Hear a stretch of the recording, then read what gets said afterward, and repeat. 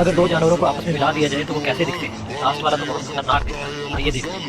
Number 1, tiger plus मेंढक। Olha a via safada relaxando. Olha a pica safada sem vergonha. Você toda na pica doida de maconha.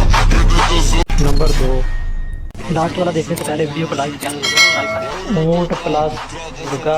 Ficando safada, senta malvada, quica malvada, trava na ponta da pica, não para. Senta